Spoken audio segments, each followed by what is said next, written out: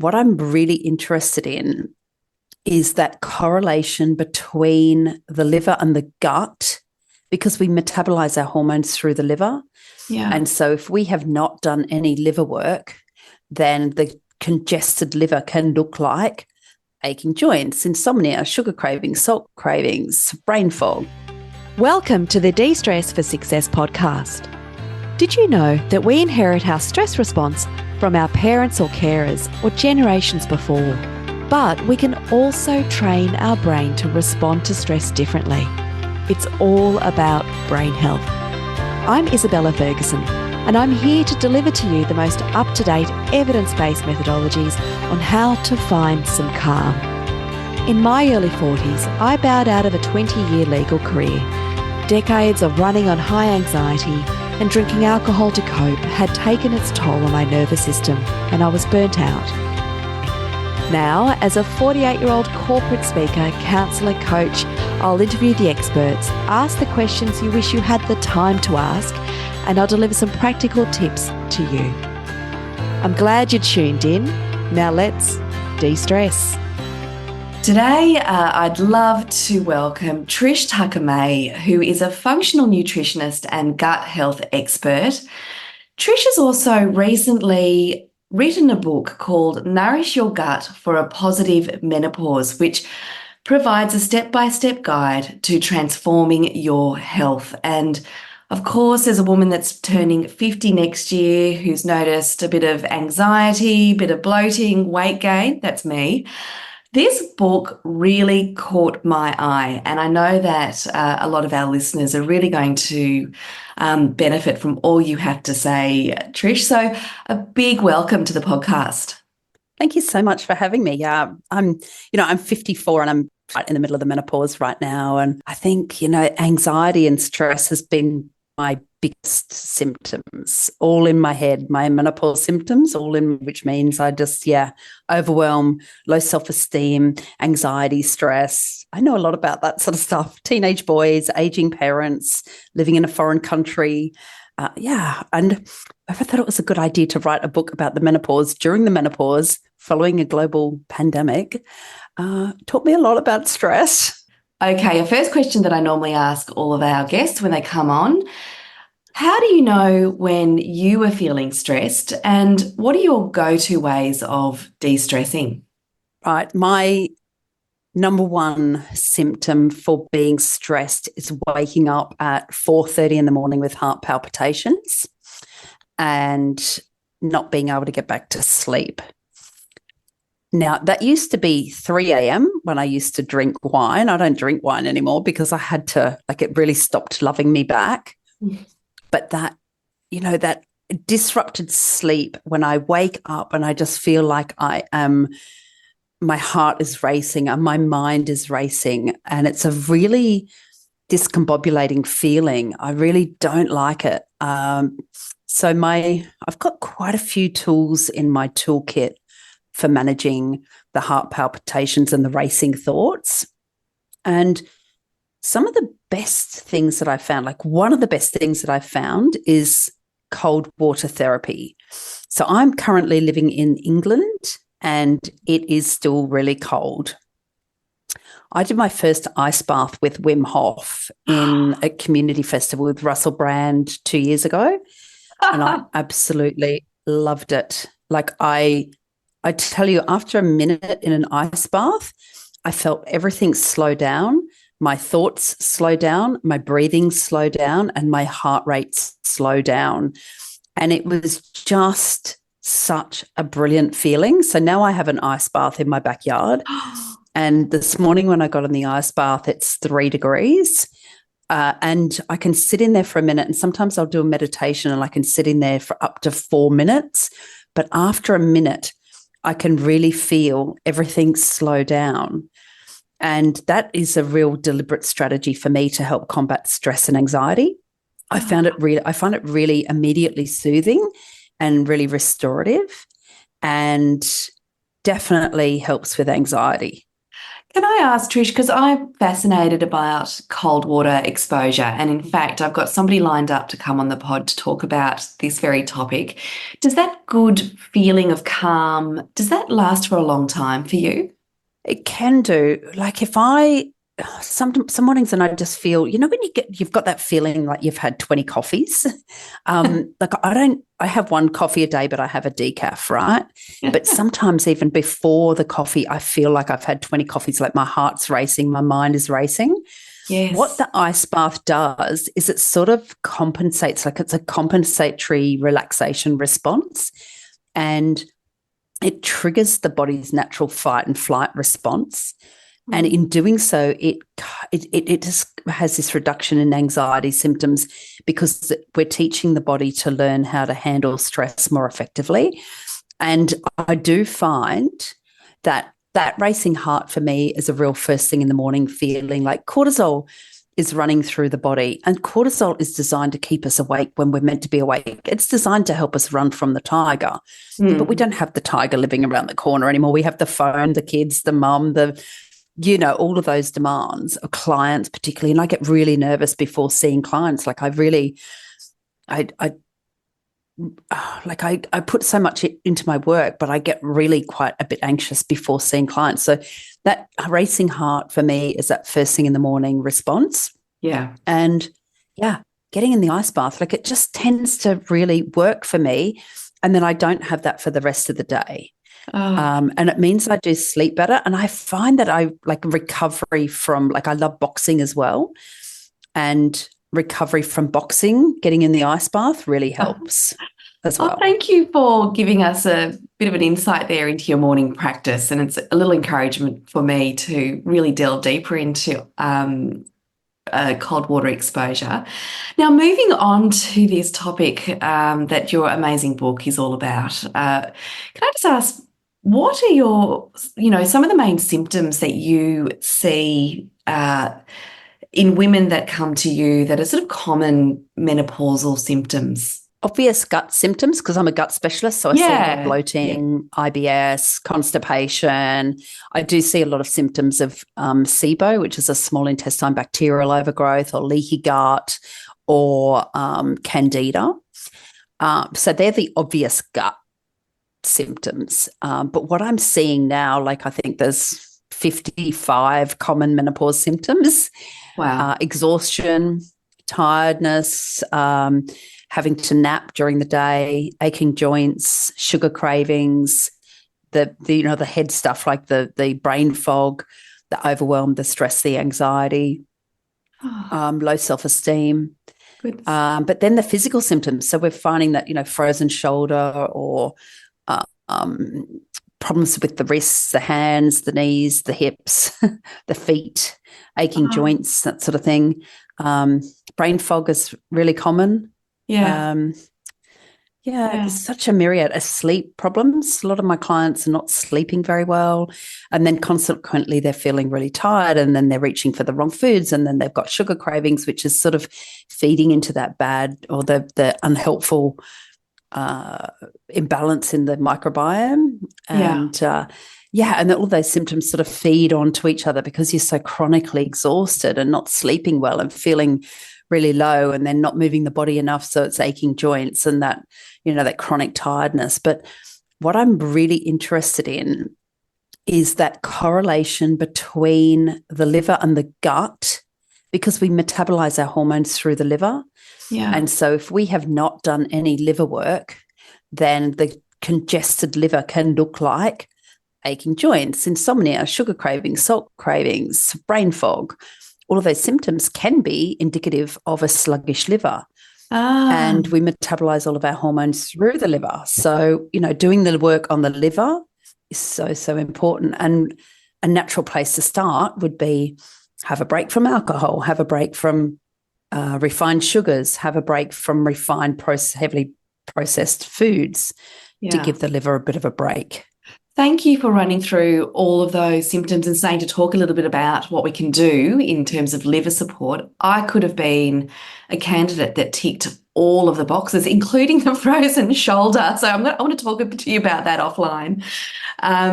But when you're getting all these symptoms, of course, life is really busy, you're feeling overwhelmed and it's exhausting, and it can be really difficult to really navigate what to do with your diet to support your gut and your liver. Would you mind telling us, how would you go about that? What would that look like for an average woman in terms of what they can do to support their liver and their gut more to alleviate those symptoms? Yeah, absolutely. I think, look, one of the first things for me is to get tested.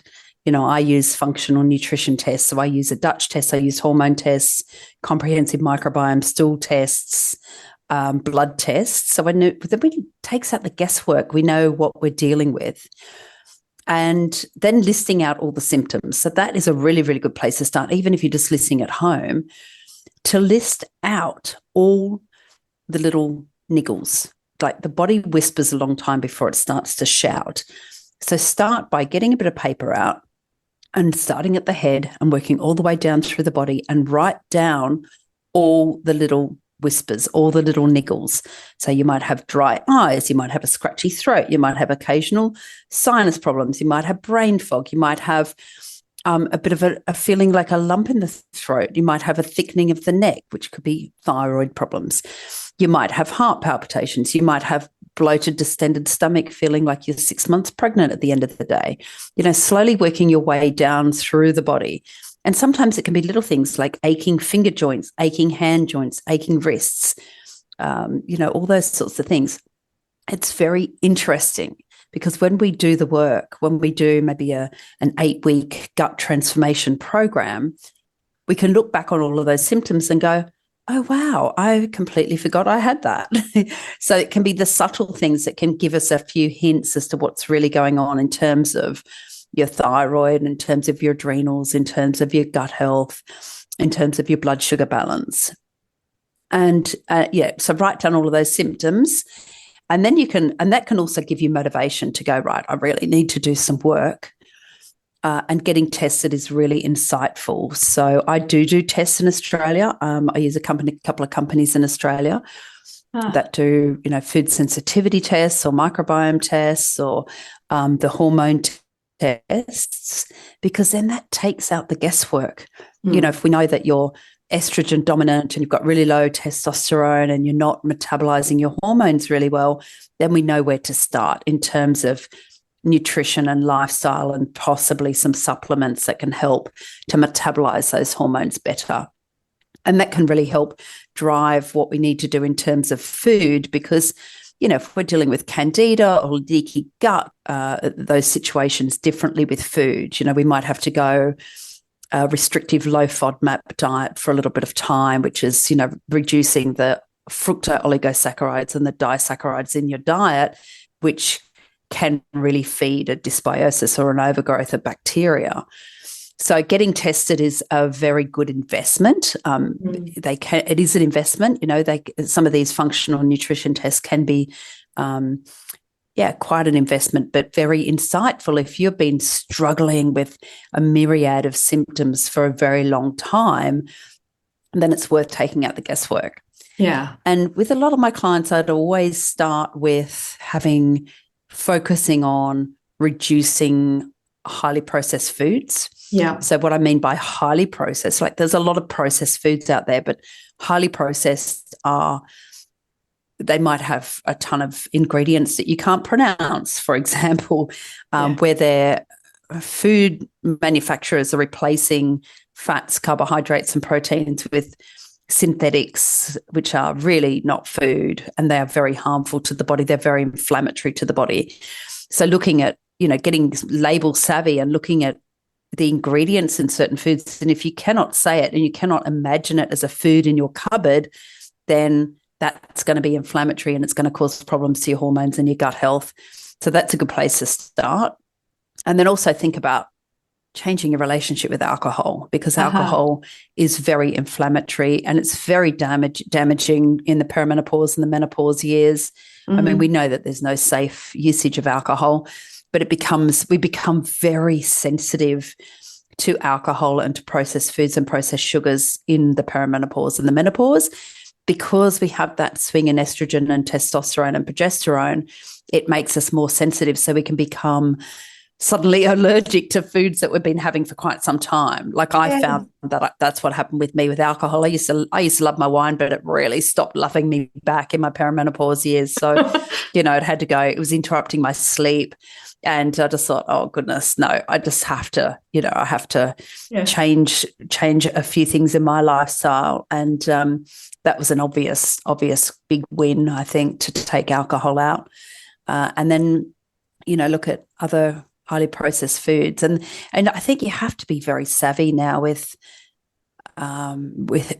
discerning what is a food that's going to be causing you inflammation. And sometimes it can be things that you really, really, really have loved for a long time, but they're no longer really helpful.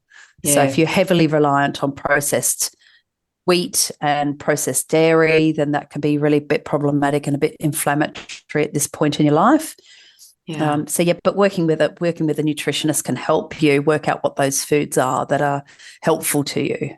Yeah. Thank you so much for giving a rundown of all of those bits and pieces. I also noticed at the start you mentioned that you have decaf coffee. Is going caffeine-free something you would recommend for most people, or is it just on a case-by-case basis? I'm quite sensitive to coffee, so I would never have more than one full-strength coffee a day. Yeah, it's very interesting. It is in your genes for how well you metabolize caffeine and alcohol, actually. So it's down to a specific gene, and if you've got that gene, you would probably know that fueling on caffeine makes you feel really good. Yeah. If I have too many coffees, I just feel jittery and wired and frazzled. And, it has that bigger cortisol effect on me. So I'm quite sensitive to it. So you'll probably know in yourself whether you can metabolize caffeine well or not. Like, does it make you jittery and anxious, or does it make you feel really amazing and alert? Like my husband could have a coffee in the nighttime and still sleep well. He's probably got the good ability to metabolize caffeine, whereas I don't. It makes me quite sensitive. So does it make you jittery, wired and tired and frazzled, or does it make you feel really good and clear-headed and like you could run, 20 miles without a problem? Yeah, got you. How does it make you feel is the best question. And Trish, I'm really curious about this next question, which is, sometimes when you embark on this kind of relationship with a gut health expert, you can come away with an overwhelming lists of supplements and foods that you suddenly need to source and stock up on, and that in itself can be stressful. What would you say? Well, what's in your cupboard and sort of daily routine in terms of must-dos in terms of foods and supplements that are really just the basics that might make it sort of easier to improve your health and your gut? Yeah, what a great question. Real food. Yeah. So I do have quite a lot of seeds and good oils in my cupboard. So lots of hemp seed, sunflower seed, pumpkin seed, sesame seed. I love my hemp seeds. Yeah. Flax seed. So I use a lot of linseeds or flaxseed. I use really good oils. So I have hemp oil, avocado oil, olive oil, coconut oil. They're a good staple. The rest is I don't have a lot of processed grains, but I do love quinoa. And probably my one, and then the rest is lots of fruit and veg, and organic if possible, and homegrown even better, or locally sourced at the farmer's market. Amazing. And then in terms of supplements, I love adaptogens. So I love ashwagandha, particularly for higher stress. Yeah. My B vitamins, I know from my tests that I run quite low on my B vitamins, and I'm also prone to being a bit deficient in magnesium and vitamin D, particularly here in the UK because it's crap weather at the moment. But once the sun comes out, I know, again, from my tests, I've done genetic testing and I do fairly regular full blood panel tests. that I know that I have a greater need for B12, and I Yes. have a greater need for omega-3, and I also have a greater need for vitamin D. So my genetic profile really is Mediterranean. Yes. I have this romantic ideation that I am Spanish descent, even though my family is properly Irish. I think, oh yeah, the Spanish infiltration in Ireland. So I know that I need more omega-3 and B12 and vitamin D. But one of my absolute go-tos, and this is particularly for anyone who's struggling with long COVID or is low in energy, is CoQ10, so coenzyme Q10. Yes. So I take a supplement that has a few of those things together. So it's like got ashwagandha, ginseng, CoQ10, alpha lipoic acid. So it's a really good liver energy complex that I find is really helpful. So they're probably my go-to. And if I find that I'm overly stressed, like when I recently come back from Australia and I was a bit jet lagged, and I was quite deplete being in Australia, sorting my mum's care out and sorting a few things out. And I came back and I was really quite deplete. I could feel my adrenals were, it took me a while to get my sleep pattern back in. I really upped the magnesium and the B vitamins and that CoQ10 alpha lipoic acid combination. And I noticed a difference. Like some supplements you take and you think, oh, actually, I don't notice any difference in taking this. And I think, well, what am I taking it for? But the other thing I really, really, really love is organic protein powder. So I have my protein powder, again, has got the adaptogen, like the medicinal mushrooms, like cordyceps, lion's mane, reishi, turkey tail, cordyceps, I said that. Yeah, it's got a mixture of all of those mushrooms in it. And it's an organic protein powder that's derived from sprouted greens and that sort of thing. And that I find that really good. So when I do my boxing in the morning, I love having a scoop of that with my other supplements. So that's my go-to. And that again, if I don't have that, then I really notice a difference. And then I get most of my prebiotics and probiotics mostly from fermented food like kimchi, sauerkraut, water kefir, kombucha type drinks and that sort of thing. But occasionally I will take a probiotic.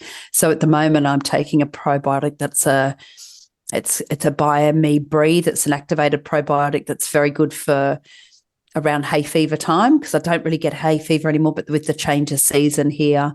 And I usually rotate through my probiotics. So I don't stick to one specific brand. I rotate and I get different strains. But I try and get the majority of that from food. And like most of my nutrients, like I will eat maybe between 70 and 85% organic if I can, but that will vary each week depending on what's available. And I do grow my own veg as well, but not massively because it's still quite cold here. I've got leafy greens growing like chard and kale, but that's about it. And chives in the garden, some herbs. Yeah. But so the greens are a bit low. So to get what I can from food, but definitely topping up on some of the supplements. Thank you, Trish. And we touched on what I'm now understanding is really important when it comes to alleviating your menopausal symptoms through working on your gut and your diet and nutrition is to support your liver as much as possible. So that's a big takeaway for me, which here in this conversation, which I didn't really connect the two, menopause and liver. So of course, alcohol-free or as limited as possible, maybe limit your caffeine intake. What might be some other, say, to your top 3 tips that you might do, bearing in mind that I understand that you probably, if you wanted to take a deep dive, you need to do all your blood tests and things like that to really understand what's going on. But what might be your top 3 to 5 tips that women could take away from this conversation that they could do relatively easily? Yeah, great. we're looking after the liver, like obvious things like drink plenty of water, get a good night's sleep, because it's when we're, I think it's those hours before midnight that are, like I say to my clients, are like triple points.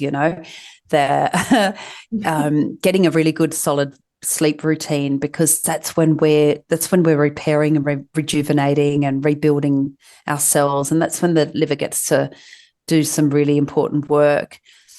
And then thinking about also giving your digestive system a rest every now and then. So making sure you're not constantly snacking. Having a really good space in between your meals can be very good for the liver, can be good for the whole of digestive systems. So doing the occasional fasting can be really beneficial. Yeah. Or doing a little mini liver cleanse where you could do maybe a 3-day juice cleanse can be really beneficial. It will definitely get that spring back in your step.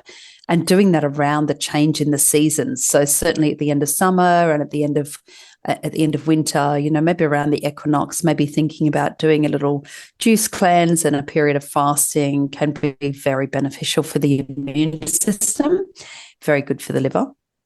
And finally, I would say have a little bit of a look into techniques that could support the lymphatic system.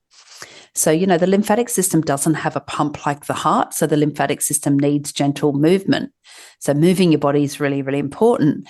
But thinking about lymphatic massage or dry skin brushing can be very, very beneficial for helping to detoxify the body, because when the lymph glands become sluggish, that main route of elimination that involves the liver, the cell, the liver, the lymphatic system, the blood, the small intestine, the large intestine, the colon, that all works well when the lymphatic system is working effectively. And, we have, a lot of us are sitting a lot. We're sitting for work, we're sitting driving, we're sitting in front of the couch. So our lymphatic system may not be getting that stimulation that it needs. So, and that's hard to get into the day for some people. So dry skin brushing could be a really good way of just gently supporting that lymphatic system on a daily basis. Yeah. That could be quite easy to incorporate, a couple of minutes before a shower, or jump in an ice bath. That's very good for the lymphatic system. I love dry skin brushing. I think it, and I always forget to do it, but it's often when I'm on a bit of a health kick that I think, I'm going to pull it out. And gosh, it makes your skin feel so good, doesn't it? So Trish, besides from buying your amazing book to really get that step-by-step guide to really, I guess, alleviate your symptoms of menopause with gut support and all of those beautiful recipes that you've got in your book, how can people out there work with you? You just have such a wealth of knowledge around, all the symptoms and what we can quite easily do with nutrition to alleviate them. So what's the best way that people can get in touch with you and to do some of your coursework? Yeah, so the best way probably is my website, which is trishtuckermay.com. Yeah. But I do have an 8-week gut transformation program.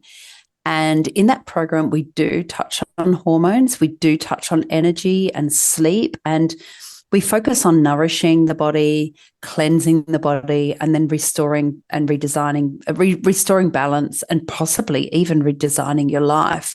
So it goes quite deep in those 8 weeks, but there's a lot of energy work in there as well. So we do focus on some chakra cleansing and, some beautiful rebalancing techniques that are easy to do.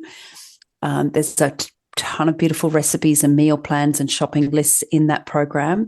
There's some beautiful videos and some beautiful meditations. So it's an easy program to do. It's an easy one to start with that's, really does focus on the hormones and the gut transformation. Wonderful. Thank you, Trish. And just as a parting question, because I know this is actually a question that a lot of my clients ask. So I work with people who are wanting to give up alcohol, for example, and they're really worried about, where their bloods are at. Is that something that, and I know that primarily you would go through your GP here. But if you really wanted to get a more of a broader spectrum to delve into hormones and things like that, is that something that you would coordinate from your end? Yeah, absolutely. So I do work with clients to do private blood work and hormone tests in Australia, using a couple of different companies there, also food sensitivities. But yeah, the Dutch test is probably the gold standard when it comes to hormone testing. And what that does is it tests all your hormones, it tests your sex hormones, it also tests your stress hormones, your cortisol response, but it shows you how well you're metabolizing your hormones as well. And that's the key, that, you know, we've got to make these hormones, we've got to use them up for whatever bodily function, whether it's hair, skin and nails, metabolism, body temperature, your sex hormones, even cardiovascular health.